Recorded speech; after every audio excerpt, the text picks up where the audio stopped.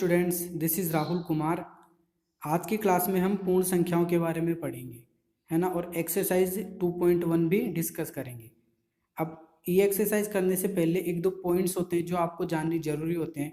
ठीक है, मैं आपको बताता हूँ। देखिए, इसमें एक होता है प्राकृत संख्या। क्या होता है? प्राकृत संख्या। प्राकृत संख्या क्या होती है? जो एक से स्टार्ट होती है और कहाँ तक जाती है? अनंत तक जाती है भाई, है ना। कि जैसे 1 2 3 4 5 6 7 ऐसे अनंत तक चली गई, वो सब क्या होती है? प्राकृत संख्या होती है। इतनी बात समझ में आई? ठीक है। अब इस प्राकृत संख्या में जब जीरो और ले लेते हैं ना अपन, तो वो क्या हो जाता है? एक पूर्ण संख्याओं का समुच्चय बन जाता है। ठीक है, पूर्ण संख्याओं का सेट बन जाता है, और इनके बारे में ही अपने को आज पढ़ना है। ठीक है, चलिए स्टार्ट करते हैं। देख लीजिए, पहला क्वेश्चन है 10,999 के बाद अगली तीन प्राकृत संख्याएं लिखिए। अब देखिए, मैंने आपको बता दिया प्राकृत संख्या क्या होती है ना। जैसे मान लो मैंने कोई प्राकृत संख्या लिखी 3। अब मैं बोल रहा हूँ कि इसके आगे की दो प्राकृत संख्या और लिखनी है आपको, तो आप क्या लिख दोगे भाई? इससे नेक्स्ट प्राकृत संख्या कौन सी होती है? 4। और फिर इससे अगली कौन सी हो जाएगी? 5। तो आपने 3 के बाद में दो और प्राकृत संख्या लिख दी ना। और आपने कैसे लिखी? कि 3 में आपने 1 जोड़ दिया तो 4 आ गई, और 4 में फिर 1 जोड़ दिया तो कितना आ गया? 5 आ गया। यानी कि कोई भी प्राकृत संख्या अपने को दे रखी है तो उससे अगली प्राकृत संख्या अपने को लिखनी होती है तो उसमें 1 जोड़ना पड़ता है। बस यही अपने को करना है। कि इस क्वेश्चन में देखिए, 10,999 के बाद अगली तीन प्राकृत संख्याएं लिखवा रहा है। तो 10,999 में मैंने 1 जोड़ा तो 11,000 हो गया। तो ये हो गई 10,999 के बाद वाली जस्ट प्राकृत संख्या। ठीक है। अब 11,000 में एक और जोड़ दिया तो 11,001 हो गया, ये दूसरे नंबर की प्राकृत संख्या आ गई। और 11,001 में एक और जोड़ दिया तो 11,002 आ गई, ये क्या हो गई? तीसरी प्राकृत संख्या। तो तीनों प्राकृत संख्या हमने लिख दी। बिल्कुल सिंपल है, कुछ नहीं करना अपने को। जो दे रखा है उसमें सिर्फ एक जोड़ते जाना है ना। चलिए नेक्स्ट देखिए, नेक्स्ट क्वेश्चन क्या है? 10,001 से ठीक पहले आने वाली पूर्ण संख्याएं लिखिए, है ना। तो 10,001 से आने वाली पूर्ण संख्याएं लिखवा रही है ना। तो पूर्ण संख्या भी क्या होती है भाई? वही होती है, लेकिन उसमें क्या आ जाता है? 0 आ जाता है। 0 1 2 3 ऐसे आ जाता है। तो मैं अगर बोलूँ कि 3 से पहले दो पूर्ण संख्याएं लिखिए, आप तो क्या करोगे? 3 से पहले की कौन सी होती है? 2। और उससे पहले कौन सी होती है? 1। तो आपने कैसे निकाला भाई? 3 में से आपने 1 घटा दिया तो कितना आ गया? 2। और 2 में से 1 घटा दिया तो कितना आ गया? 1। ठीक है ना। इसी टाइप से हमको ये करना है। देख लीजिए, 10,001 माइनस 1 बराबर 10,000। तो इससे जस्ट पहले की कौन सी आ गई? पूर्ण संख्या आ गई। अब 10,000 में से 1 और घटा देंगे अपन तो कितनी आ जाएगी? 9,999। ये दूसरी वाली आ गई पूर्ण संख्या। 9,999 में से 1 घटा देंगे तो 9,998। तो ये क्या हो गई? तीनों हमारे पास पूर्ण संख्या आ गई, है ना। अब देखिए, सबसे छोटी पूर्ण संख्या कौन सी है, ऐसे बोल रहा है ये, है ना। तो देख लीजिए कि अपने पूर्ण संख्या कहाँ से स्टार्ट होती है भाई? 0 से। 0 1 2 ऐसे होती है ना। तो सबसे छोटी पूर्ण संख्या कौन सी होगी? 0 ही होगी। बस यही हमसे पूछा है ना। और साथ में एक्सरसाइज 2.1 भी डिस्कस कर ली थी। ठीक है, आज की क्लास में हम एक्सरसाइज 2.2 पढ़ेंगे। देखिए, पहला क्वेश्चन है उपयुक्त क्रम में लगाकर योग ज्ञात कीजिए। अब आपको क्या करना है? सिर्फ योग करना है, जोड़ना है, लेकिन कैसे? उपयुक्त क्रम में। उपयुक्त क्रम का मतलब समझ लीजिए आप, कि आपको क्या करना है कि जैसे बड़ी संख्या हो गई, उसको उससे जस्ट छोटी संख्या से जोड़ना है, फिर उसको उससे जस्ट छोटी संख्या से जोड़ना है। समझ गए बात? इस टाइप से मतलब आपको कि एक क्रम में जोड़ना है। देखिए अभी आपको समझ में आ जाएगा। पहला क्वेश्चन देखिए, हमको जोड़ना है 837 प्लस 208 प्लस 363, है ना। तो देखिए सबसे बड़ी संख्या कौन सी है? 837, है ना। तो 837 को आप 208 के साथ सीधे मत जोड़िए।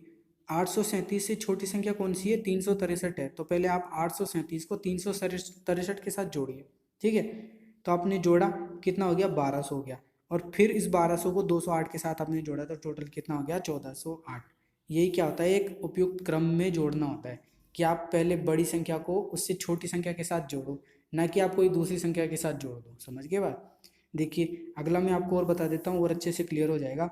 देखिए 1932 प्लस 453 प्लस 13,538। ये 13,538 नहीं है भाई, ये 1538 है। कितना है ये? 1538। ठीक है, प्लस 647, है ना। अब इनको जोड़ना है अपने को। देखिए कैसे जोड़ेंगे कि सबसे बड़ी संख्या कौन सी है हमारे पास, 1962 है, और उससे जस्ट छोटी कौन सी है भाई, 1538 है। ठीक है, तो पहले इन दोनों को जोड़ेंगे, ब्रैकेट लगा दिया देखो मैंने दोनों से ना, फिर प्लस, अब इससे जस्ट छोटी संख्या कौन सी है भाई, 453 और 647, ये दोनों संख्या अलग हो गई, तो इन दोनों को हमने जोड़ लिया। तो 1962 और 1538 को जोड़ा तो 3500 प्लस, और इन दोनों संख्याओं को जोड़ा तो कितना आ गया, 1100, और 3500 और 1100 को जोड़ा तो कितना आ गया, 4600। और जोड़ना तो आता ही है भाई, आप 6 क्लास में हो गए हो, ठीक है। और जिनको जोड़ना भी नहीं आ रहा तो उनका कुछ नहीं हो सकता। समझ गए बात। चलिए देखिए, उपयुक्त क्रम में लगाकर गुणनफल ज्ञात कीजिए। बस वही है कि हमको उपयुक्त क्रम में क्या करना है, गुणा करना है संख्याओं को। तो देखिए 2 × 1768 × 50। तो आप क्या करोगे, पहले 2 को 50 से गुणा करोगे और फिर उसको क्या करोगे, 1768 से गुणा करोगे। बस वही हमने यहाँ पे किया है। ठीक है, बिल्कुल ईजी है, जैसे जैसे बोल रहा है वैसे वैसे हमने को करना है। ठीक है भाई। नेक्स्ट देखिए, 4 × 166 × 25।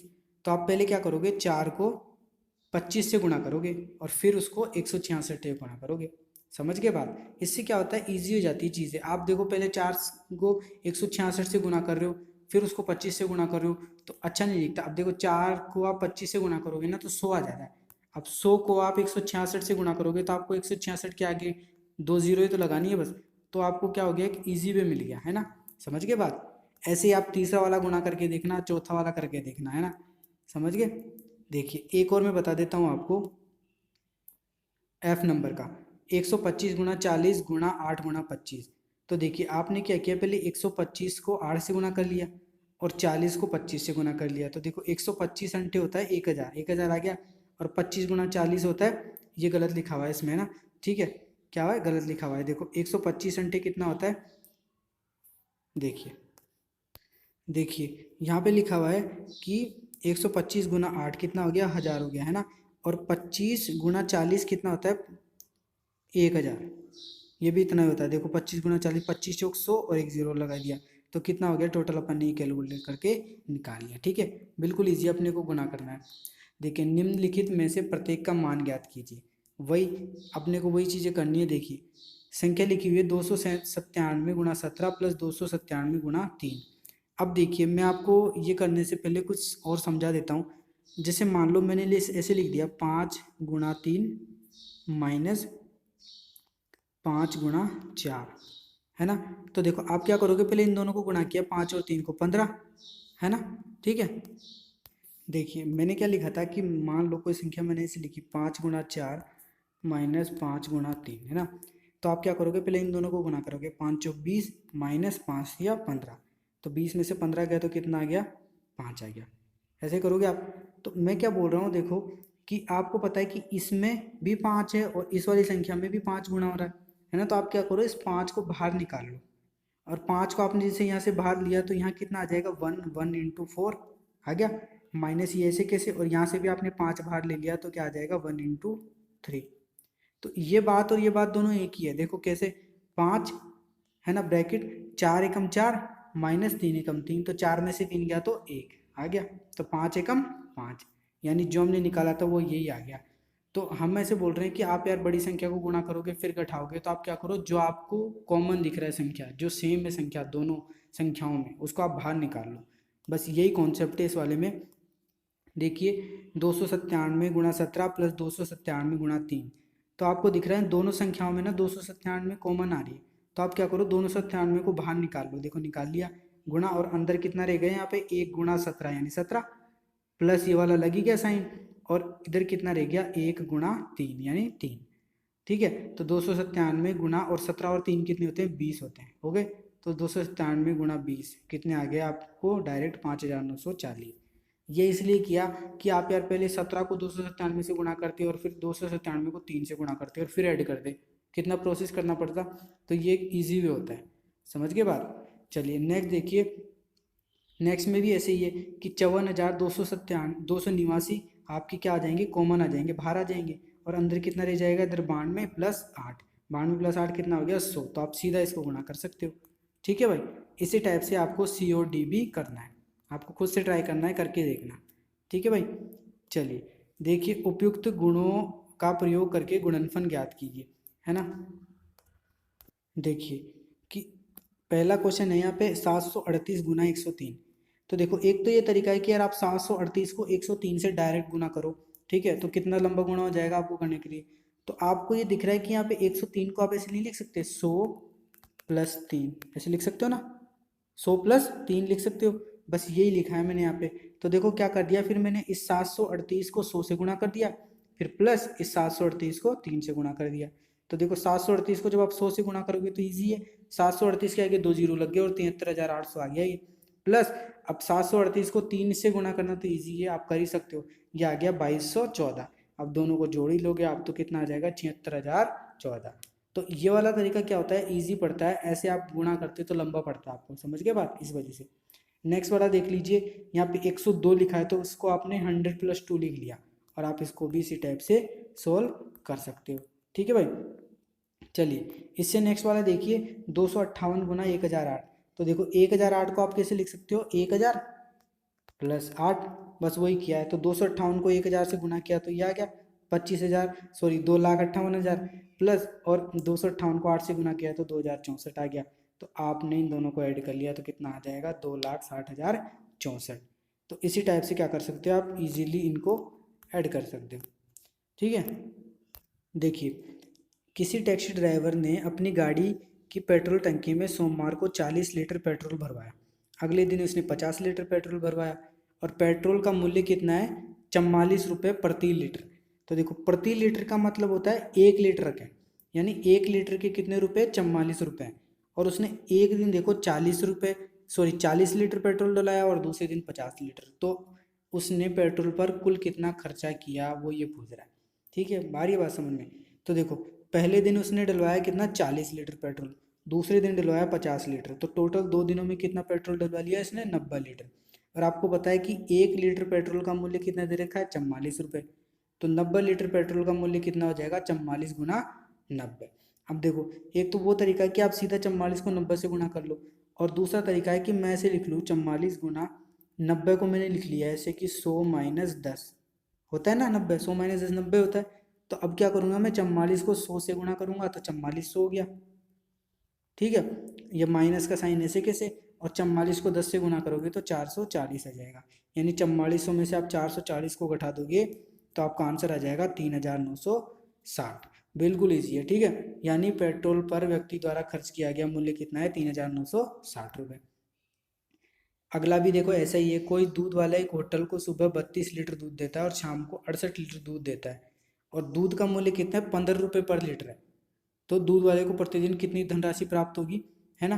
तो देख लीजिए कि सुबह उसने कितना दूध दिया होटल में, 32 लीटर, और शाम को 68 लीटर, तो टोटल दूध कितना दे दिया उसने एक दिन में, 32 + 68 बराबर 100 लीटर, और 1 लीटर का मूल्य कितना है, 15 रुपये, तो 100 लीटर का कितना हो जाएगा, 1500 रुपये। बस सिंपल, समझ गए। चलिए अगला देखिए, आपको इनको क्या करना है, सुमेलित करना है, कि जो पहला क्वेश्चन है वो आपको इनमें से देखना है कि आप इसमें से किस विधि से ये गुणा हो रहा है या किस विधि से नहीं हो रहा। देखिए जो पहला वाला क्वेश्चन दिया हुआ है आपको, ये वाला 425 गुना 136 बराबर 425 गुना, ऐसे लिख दिया इसने 136 को, 6 + 30 + 100 ऐसे लिख दिया। तो ये वाला जो तरीका होता है वो क्या होता है, योग पर गुणन का वितरण होता है। दूसरा वाला देखिए, 2 गुना 49 गुना 50, तो इसने इसे लिख दिया 2 गुना 50 गुना 49, है ना।